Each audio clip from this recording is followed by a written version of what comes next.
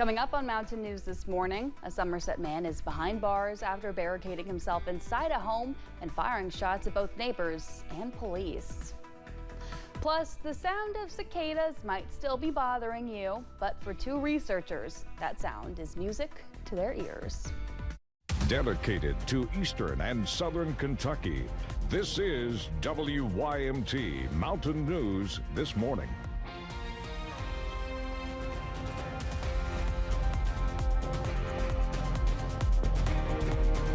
Good morning. I'm Amelia Lee here with you on this Tuesday, June 17th. We are at 5:31 this morning, which means it's time to check on in with meteorologist Megan Dusmal today for a look at that forecast. Megan, foggy start to our morning once again, but I think the, mugginess was my biggest issue with my morning. Yeah, the biggest concern with the day. I'd have to agree with you because I know it's going to get warmer and I know it's just going to feel worse and worse as we're going through the next couple of hours. So let's break down that forecast and tell you what you can expect as you're heading out the door this morning. Temperatures are in the 60s and 70s. We're looking at a mixture of mid to upper 60s and seeing that 70-degree mark pop out for Whitesburg, London, Somerset, Moorhead, 71 if you're traveling towards Monticello, and 72 in Harlan. Now, I mentioned it's going to get warmer.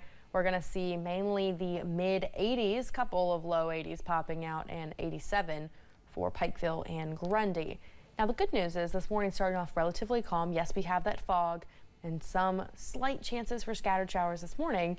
But as we progress throughout the next couple hours, rain and storm chances will be increasing, seeing the highest chances for storms as we're heading into the evening hours. Here's a look at that 12-hour forecast. Again, seeing those storm chances picking up as we're heading into the afternoon.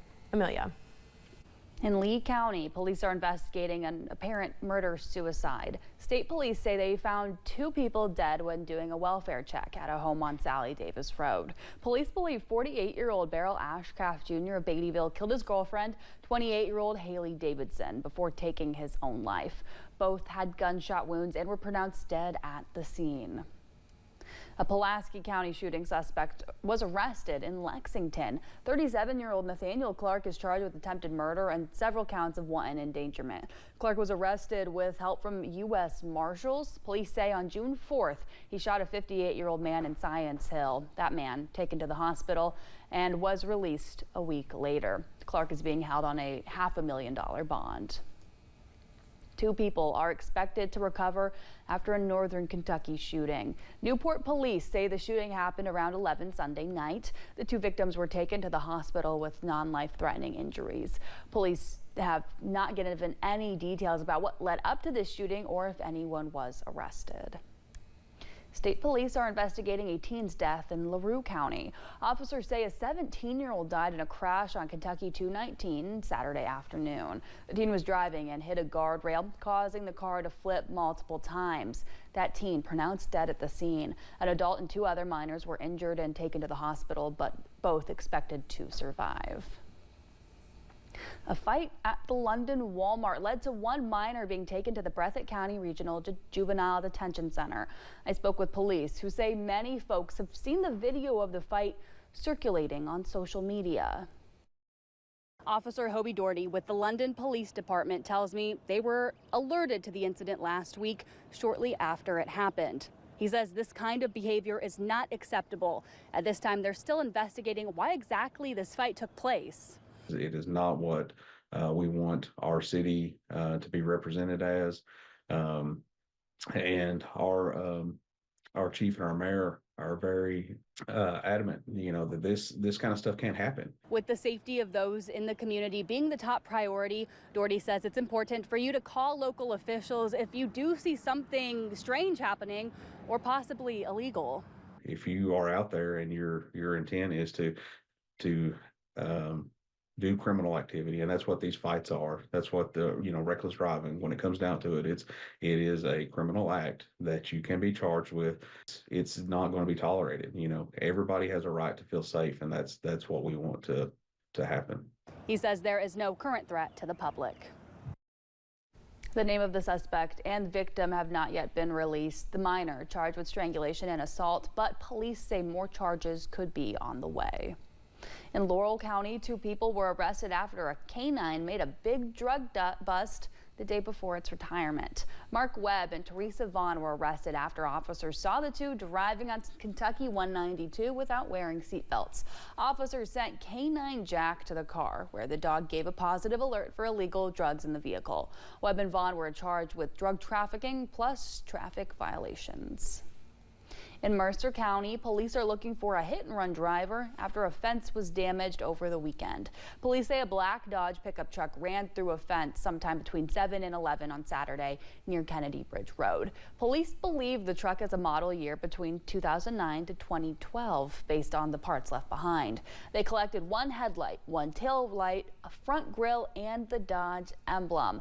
Police are hoping the driver comes to pick up those items soon. Police in Perry County are investigating a burglary. Deputies responded to that call Sunday afternoon. When they went to a home in the Erie community, they say someone had entered through the back door. Police say the suspect stole multiple firearms as well as jewelry worth about $4,000 and even a car. Police later found the car at a home on Raccoon Creek Road. Police seized the items that were stolen and they're looking for the suspect. A Southern Kentucky man is accused of firing shots at his neighbors and at police who responded. There were 3 calls the Somerset-Pulaski County 911 Center received Sunday evening. Somerset police responded and they said the suspect, 69-year-old John Woody, did not come out. The state police special response team showed up and that's when they say Woody also fired at them. Woody says he thought people were coming to harm him. He also told police Sunday that he believed the initial Somerset officer wasn't real. He was not a real police officer at all, period. He had no authority, he had no protocol, he had no procedure. Clean, get straight, get his mind right, and you know, if he has to do jail time, he has to do jail time. Police say no officers were harmed and that non-lethal force was used to get Woody to surrender. Woody pleaded not guilty and remains in jail on a $500,000 bond. He'll be back in court June 25th. A man was sentenced in connection with a shooting that happened last September. Damian Stacy was sentenced to a total of 7 years in prison. The shooting happened at a home in Perry County. According to an arrest citation, Stacy went to a home asking for a woman. The homeowner told deputies that after Stacy went back to his car, they heard gunshots. He was originally charged on 9 counts of attempted murder, but 7 of those were amended for wanton endangerment. 6 people are dead and 2 others missing after flash flooding in West Virginia over the weekend. Governor Patrick Morrisey declared a state of emergency for 2 counties there.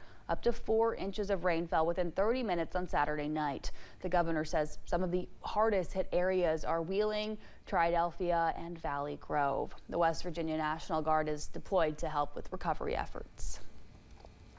After that heavy rain hit portions of north central West Virginia, a wall of an apartment building collapsed. This video was taken in Fairmont, West Virginia at an apartment complex along Locust Avenue. You can see officials in the video performing water rescues along with the destruction that was caused. The Lawrence County school community is mourning the loss of Blaine elementary student Gunnar Stepp.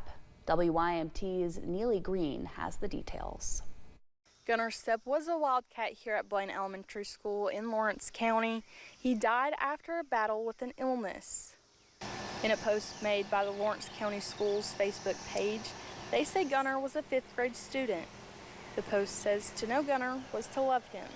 His strength, his smile, and his courage touched everyone around him. In the post, Superintendent Katie Webb asked the community to keep the Stepp family in their thoughts and prayers. In Lawrence County, Neely Green, WYMT Mountain News. Well, we've not yet heard about funeral arrangements for Stepp, but as soon as we know, we will update this story on WYMT.com.